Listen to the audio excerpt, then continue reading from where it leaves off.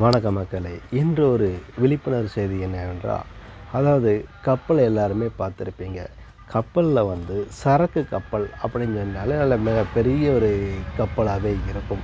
அந்த கப்பல் தண்ணியில் போயிட்டு இருக்கும்போது பார்த்திங்கன்னா, ஆரம்பத்திலேயே ஒரு டோர் தெரியும். அதாவது தண்ணிக்கும் அந்த கப்பலுக்கும் ஒட்டி ஒரு டோர் இருக்கும். ஒரு சதுர வகையில் ஒரு டோர் இருக்கும். எதுக்கு அந்த டோர் அப்படின்னா, நம்ம தண்ணி உள்ளே வந்துடாதா அப்படின்னு கூட நீங்கள் கேள்வி கேட்கலாம்.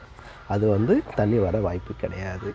ஏன்னா அது வாட்டர் ப்ரூஃப் டெக் அதில் அமைக்கப்பட்ட அந்த டோர்.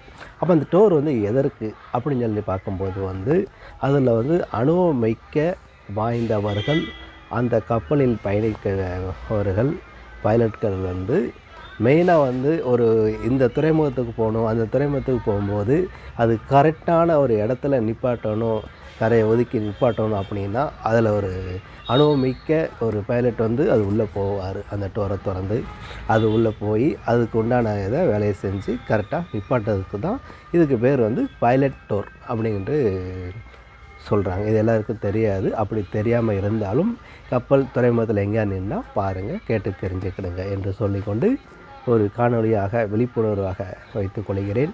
அதுபோக அந்த கப்பல் அந்த டோர் இருக்கிறனால அதில் தண்ணி உள்ளே லீக் ஆகி கப்பல் கவருமா அப்படிலாம் நினைக்க வேண்டாம். வாட்டர் ப்ரூஃப்னால அப்படியே தண்ணி உள்ளே போனாலும் அது ஆட்டோமேட்டிக்காக வெளியே வந்துடும். இதுதான் உண்மை. நன்றி, வாழ்த்துக்கள்.